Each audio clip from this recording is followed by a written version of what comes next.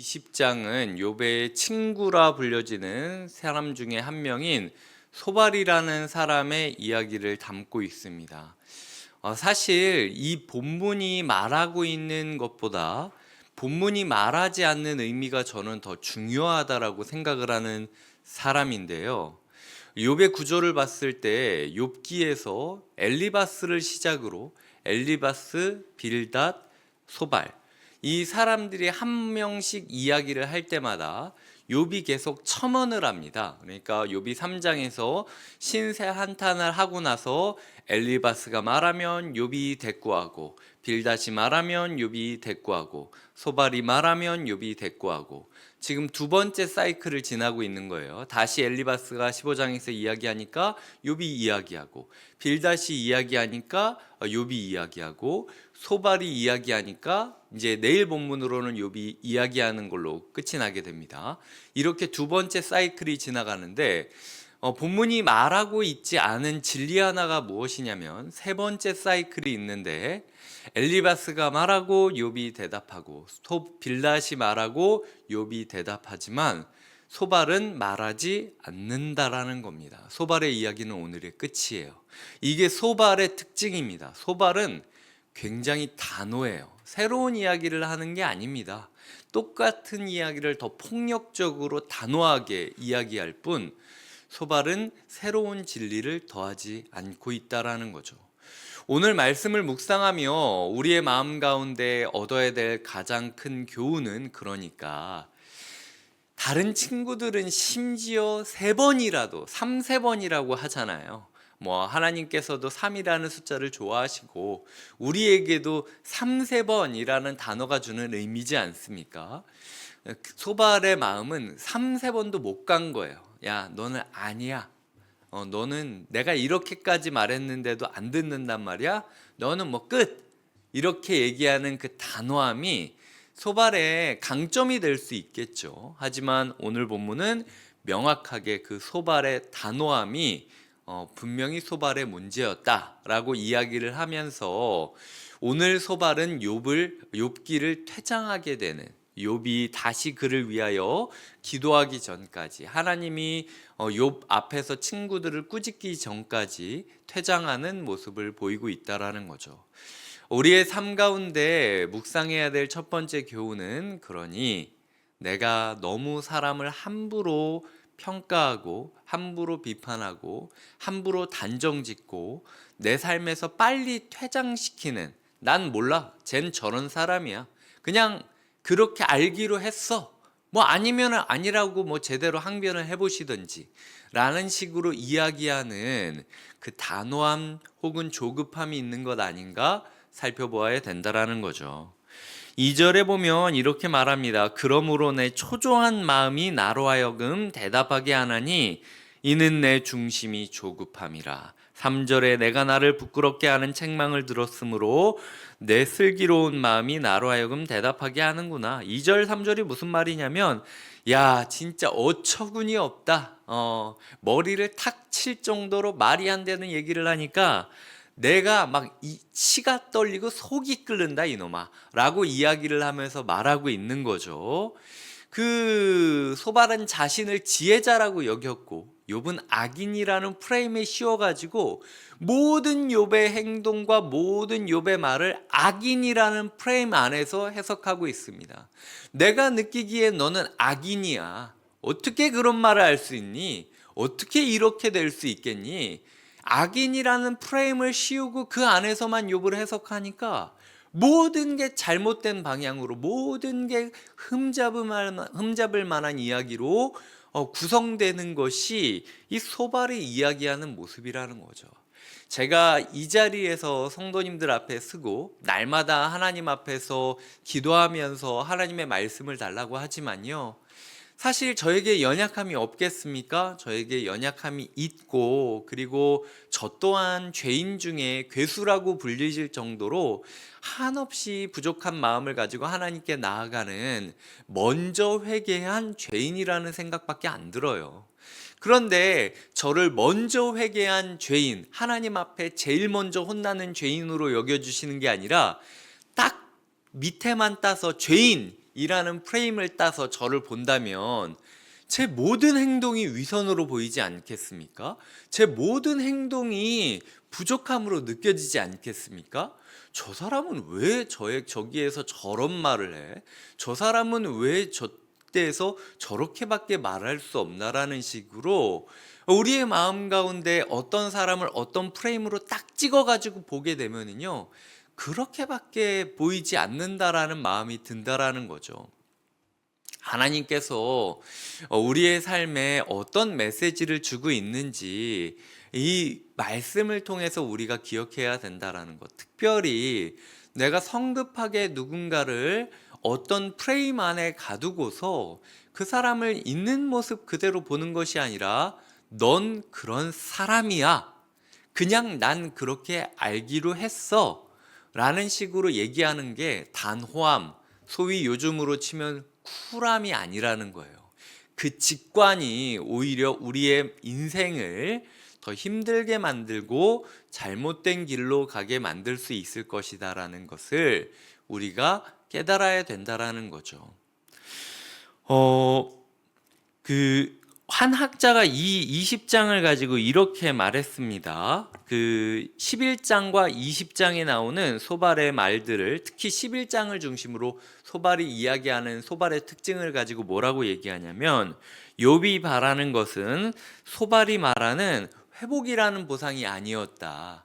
소발은 지금 악인은 회개하면 회복된다라고 얘기하고 있는데, 욥은 지금 그런 회복 바라고 있지 않다는 거예요. 나 그런 회복 필요 없다. 내가 원하는 것은 회복이라는 보상이 아니라 진상규명이다. 나 하나님이 회복 안 시켜줘도 좋으니까 뭐가 진짜인지만 얘기를 해달라 라고 이야기하는 모습을 그리는데, 그러나 소발은 욥의 무죄 주장에는 관심이 없었다. 이 사람이 나한테 뭐라고 이야기하는지 중요한 게 아니라 내가 생각하기에 넌 그런 놈이야 라는 딱 단정을 지어버리고 나니까 다른 이야기는 아예 들리지 않게 된다라는 것을 우리는 볼 수 있다라는 거죠. 그래서 보시면은 4절부터 네가 알지 못하느냐, 예로부터 사람이 이 세상에 생긴 때로부터. 요 4절이 무슨 말이냐면, 야 너는 기본도 모르냐? 넌 교회 다니면서 이것도 모르냐? 라고 이야기를 하면서 창세기부터 쭉 읊기 시작하고 있는 거거든요. 그래서 5절과 29절이 포장지처럼 딱 짝을 이루어서 소발이 무슨 이야기를 하는지 이야기를 하고 있습니다. 5절에 보면 악인이 이긴다는 자랑도 잠시요, 경건하지 못한 자의 즐거움도 잠깐이다. 그리고 29절에 보면 악인이 하나님께 받을 분깃이요, 하나님이 그에게 정하신 기업이니라. 새로운 이야기가 아니고 똑같은 이야기를 강조해서 이야기하는 거죠. 악인이 이긴다는 자랑도 잠시요, 경건하지 못한 자의 즐거움도 잠깐이고, 결국 악인은 받아야 할 죗값을 반드시 받고 죽게 된다 라고 이야기하는 것이 소발이 이야기하고 있는 내용이라는 겁니다. 하지만 이 주제의 포장지 안에 들어가 있는 내용물을 보면요, 너무 더러워요. 너무 거칠고 너무 잔인한 이야기들을 하고 있습니다. 어떻게 지금 욥한테 이런 얘기를 할 수 있을까라고 느껴지는 문구들이 너무 많아요. 7절에 보면은 자기의 똥처럼 영원히 망할 것이라. 이 개역 개정 성경에서 이 정도의 욕이 나온다라는 거는요, 그러니까 욥 네 인생은 진짜 똥처럼 썩어 없어질 존재야. 너 이렇게 말하다간 네가 똥덩어리랑 다른 게 뭐가 있냐라고 이야기를 하는 거거든요. 지금 욥이 이 단어가 얼마나 슬픈지 아십니까? 욥은 장례식을 마치고 옷이 찢겨진 채로 머리에 먼지가 묻은 채로 몸을 기왓장으로 벅벅 긁으면서 온몸에 고름이 나고 있어요. 사실 욥의 모습이 지금 말하는 자기의 똥처럼 영원히 망할 것이라는 표현과 좀 비슷한 상황이에요. 비슷한 모습입니다. 그런데도 불구하고 왜 내가 틀린 말 했어? 네 모습이 똥이랑 다른 게 뭐가 있어? 너 없는 얘기하는 거 아니잖아 라는 이야기를 할 때 욥의 마음에 느꼈을 상처가 상당했을 거라는 사실을 우리가 기억해야 된다라는 거죠. 그리고 10절에 보면 그의 아들들은 가난한 자에게 은혜를 구하겠고 그도 얻은 재물을 자기 손으로 도로 줄 것이며, 욥의 슬픔이 자녀들이 한꺼번에 떠났고 재물이 한순간에 없어진 거로부터 시작하지 않습니까? 아무리 욕을 하더라도 자식 이야기는 하지 말아야죠. 예, 하지 말아야 될 주제를 지금 화가 나서 그냥 쏘아붙이고 있는 소발의 모습을 그리고 있는 겁니다. 11절을 보면 그의 기골이 청년같이 강장하나 그 기세가 그와 함께 흙에 누우리라. 이 어떤 학자는 이 11절을 뭐라고 얘기하냐면요, 그의 기골이 청년같이 장성하나, 아직 살 날이 많아 보이지만 너는 그런 놈들은 자연사하지 못해. 편히 침대에 누워서 죽을 줄 알아? 그냥 기골이 장성해도 아주 그냥 심판을 받아가지고 흙에 누울 놈들이지 라고 욕을 하고 있는 구절이 11절이라고 이야기할 수 있다라는 거죠. 게다가 12절부터 16절까지를 보면은요, 악을 달게 여겨 혀 밑에 감추며 아껴서 버리지 않고, 요 16절까지 얘기가 뭐냐면은 뱀에 대한 이야기입니다. 악인을 뱀으로 묘사하고 있는 거예요. 천지 창조에서 그 인간을 시험에 들게 했던 그 뱀이 이렇게 사탕 같은 걸 이렇게 혓바닥을 날름날름거리면서 뭘 먹고 있는 것처럼, 사탕을 입에 물고 있는 것처럼 하지만 사실은 그 먹은 것들이 사탕 빨듯 이렇게 낼름낼름하지만 다 독사의 독 재료가 되듯이, 그 악인이 평생 동안 욕심 가운데 낼름낼름거리며 탐욕적으로 그렇게 뱀의 혀처럼 기어다니면서 움직였던 그의 삶이 아무리 꿀 빠는 것처럼 달다 할지라도 그건 결국에 인생의 쓴맛을 느낄 수 있을 정도로 독으로 드러나게 될 것이다 라고 이야기하는 것이 12절부터 16절까지의 모습이라는 거죠. 그의 삶이 독사의 독을 빨며 뱀의 혀에 죽을 것이다 라고 이야기를 하고 있다라는 겁니다. 욥을 지금 창세기에 나오는 소위 말해서 뱀처럼 여기고 있다라는 거죠.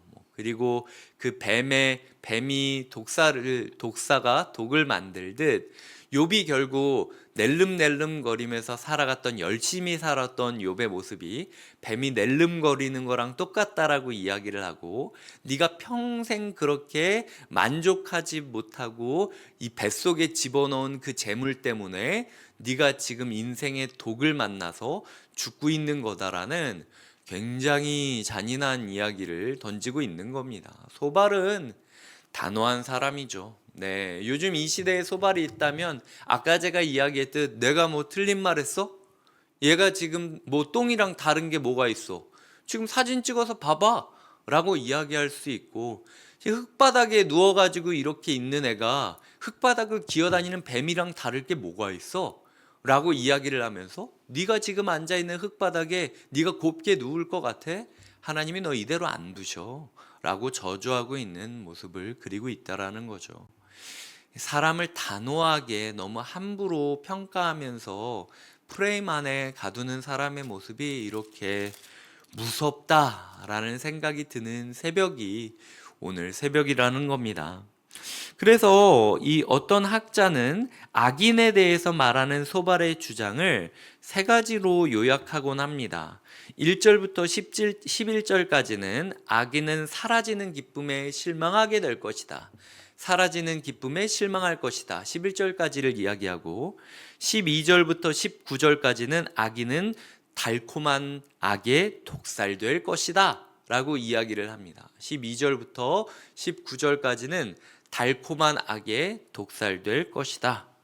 그리고 세 번째로 20절부터 28절까지는 악인은 피할 수 없는 진노에 짓눌릴 것이다 라는 이야기를 나눴습니다.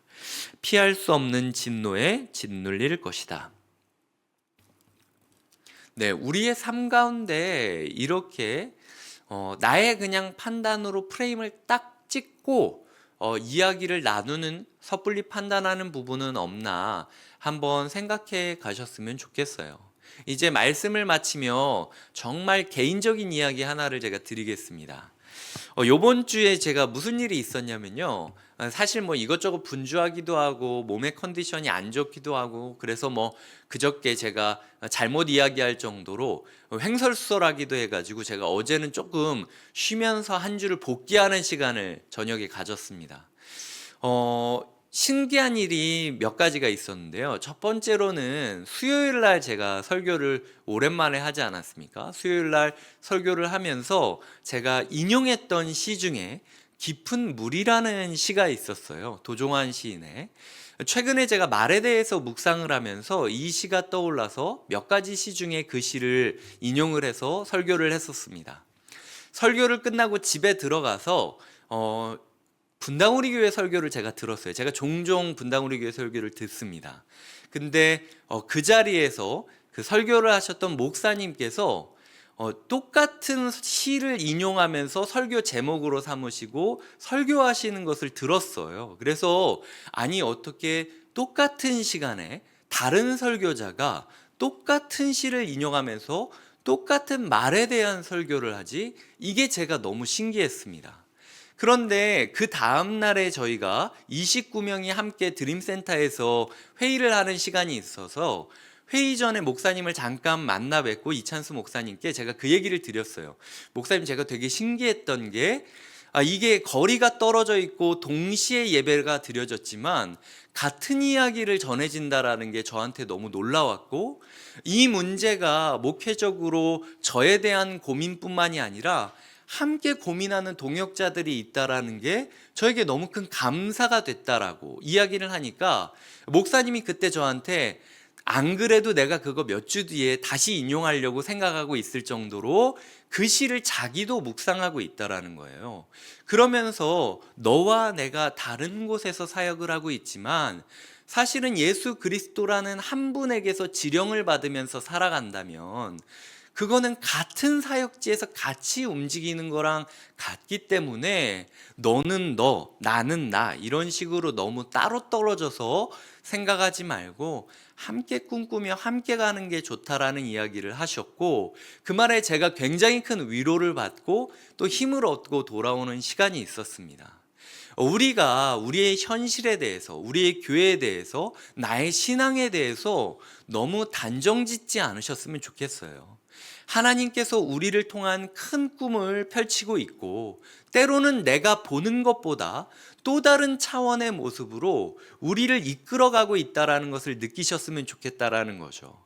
모든 것이 끝나게 되면 우리가 어디로 가야 했는지, 왜 그 길을 거쳐야 됐는지 분명히 알게 될 것입니다. 하지만 그때가 오기까지 우리는 끝까지 포기하지 말고 함께 있어야 될 사람들과 함께하며 끝까지 사랑을 지키는 것이 필요하다라는 거죠. 욥기 20장의 소발을 보며 저는 고린도전서 13장이 생각났습니다. 사랑이 없으면 울리는 꽹과리와 같다. 지금 굉장히 꽹꽹거리며 울리고 있지만 소발의 말은 그 누구에게도 영향을 줄 수 없다라는 거죠. 이렇게 퇴장하는 소발의 단호함이 저는 좀 원망스럽습니다. 한 번이라도 더 기다려줬다면, 한 번이라도 더 사랑을 담아서 욥에게 말해줬다면 그 정도의 기다림도 없나? 라는 마음이 드는 것이 사실이죠. 우리의 마음 가운데 끝까지 사랑을 지키며 있는 모습 그대로 현상을 바라보고 사랑의 사람으로 살아가기를 주님의 이름으로 축복드립니다. 기도하시겠습니다.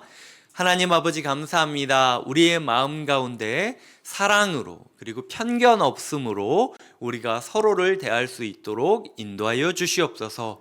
일단 악인이라는 프레임을 씌우고 나니 욥의 모든 것이 악인의 모습으로 보였던 소발을 보며 우리의 삶 가운데 누군가를 너무 쉽게 프레임에 싸고 저 사람은 저런 사람이야, 여기는 이런 곳이야, 이 상황은 이런 거야 라는 식으로 너무 쉽게 단정 지으며 퇴장하고 있는 것은 아닌지 우리가 돌아보는 시간 갖게 하여 주시옵소서.